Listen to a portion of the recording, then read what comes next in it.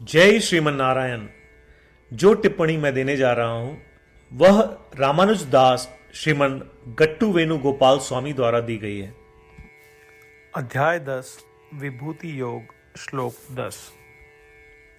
तेषां सततयुक्तानां भजतां प्रीतिपूर्वकं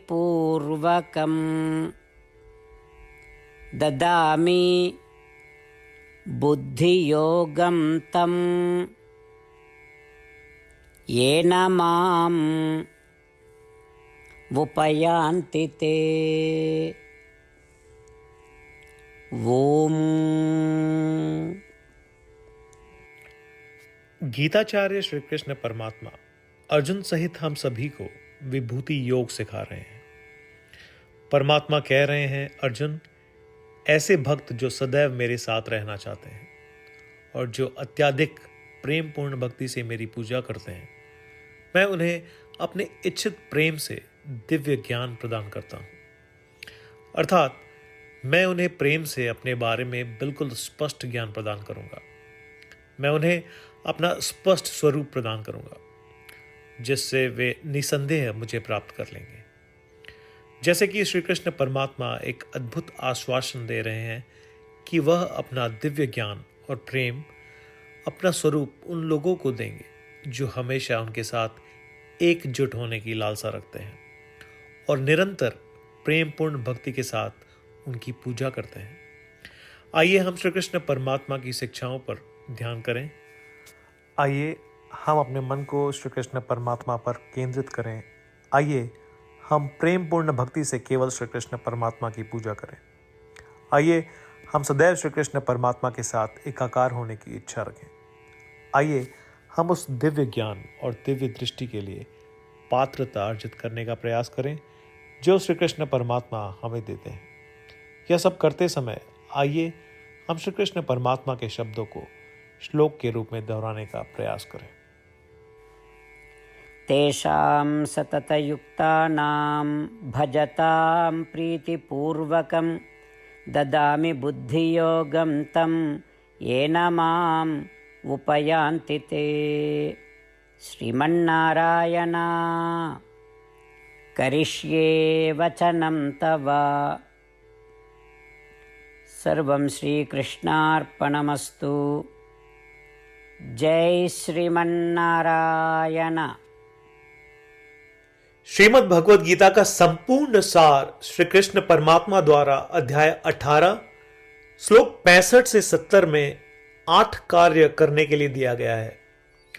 श्री कृष्ण कहते हैं, मुझे वे लोग पसंद है जो इन 8 बातों का पालन करते हैं। मैं उन भक्तों की हर प्रकार से रक्षा करूंगा।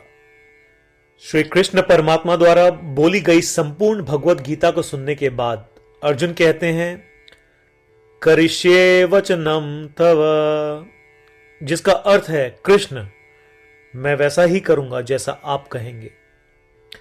यही कारण है कि श्री कृष्ण ने अर्जुन को सभी प्रकार की सफलताएं और जीत प्रदान की है। आइए परमात्मा को वचन दे कि हम इन 8 कर्मों का पालन करेंगे। ऐसी कोई पूजा, तप या यज्ञ नहीं है जो परमात्मा को यह शब्द देने से बढ़कर हो। मैं कहूंगा कि ये 8 प्रतिज्ञाएं हमें करनी चाहिए। कृपया आप सभी इन्हें अपने दिल और दिमाग में सोचें।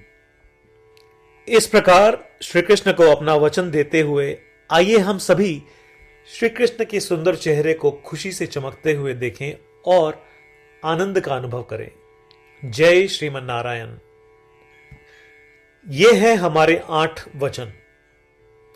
हमारा पहला वचन, हे श्रीमन नारायण, जैसा आपने निर्देश दिया मैं हमेशा आपका ध्यान करूंगा और आपके बारे में सोचूंगा। हमारा दूसरा वचन, हे श्रीमन नारायण, जैसा कि आपने सलाह दी मैं हमेशा आपका भक्त रहूंगा। हमारा तीसरा वचन, हे श्रीमन नारायण, मैं अपने सभी कार्य आपकी सेवा के रूप में और आपकी संतुष्टि के लिए करूंगा। हमारा चौथा वचन, हे श्रीमन नारायण, जैसा कि आपने अनुसरण करने के लिए कहा था, मुझे पूरा विश्वास है कि मैं आपका हूं और मैं हमेशा अपने हाथ जोड़ूंगा और आपको नमस्कार करूंगा। हमारा 5वां वचन, हे श्रीमन नारायण, मुझे आपके शब्द मामेकम शरणम व्रज याद आते हैं, जो आपने सिर्फ और सिर्फ आपको ही समर्पण करने को कहा था। श्रीमन नारायण, मैं केवल आपके प्रति समर्पण करता हूं। हमारा 6वां वचन, हे श्रीमन नारायण, मुझे आपके शब्द मां शुचः याद आते हैं कि आप हमें शोक न करने का आश्वासन दे रहे हैं। मैं अब शोक नहीं करूंगा। हमारा 7वां वचन, हे श्रीमन नारायण, आपने हमारे लिए श्रीमद् भगवद गीता देकर हम सभी पर कृपा की है और आशीर्वाद दिया है। मैं कम से कम एक श्लोक पढ़ने या सुनने का वादा करता हूं। हमारा 8वां वचन, हे श्रीमन नारायण, आपने सारी मानवता को गीता प्रदान की। मैं गीता में आपके दिव्य शब्दों को उन भक्तों तक फैलाने का प्रयास करूंगा जो गीता से अपरिचित हैं। हमने अभी अभी परमात्मा को 8 वचन दिए हैं। प्रतिदिन श्रीमन नारायण को यह वचन देना कि हम वैसा ही करेंगे जैसा वे कहेंगे, अपने आप में एक महान पूजा है। आइए हम उसे अपने अटल विश्वास के साथ अपना वचन दें। श्रीमन नारायण करिष्ये वचनम तव, जिसका अर्थ है, श्रीमन नारायण, मैं आपके निर्देशों के अनुसार कार्य करूंगा। सर्वम श्री कृष्णार्पणमस्तु। जय श्रीमन नारायण। तेषां सततयुक्तानां भजतां प्रीतिपूर्वकं ददामि बुद्धियोगं तं येन माम् उपयान्ति ते। ॐ तेषां सततयुक्तानां भजतां प्रीतिपूर्वकं ददामि बुद्धियोगं तं येन माम् उपयान्ति ते। श्रीमन्नारायण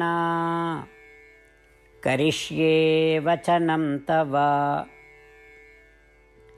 सर्वं श्रीकृष्णार्पणमस्तु। जय श्रीमन्नारायण।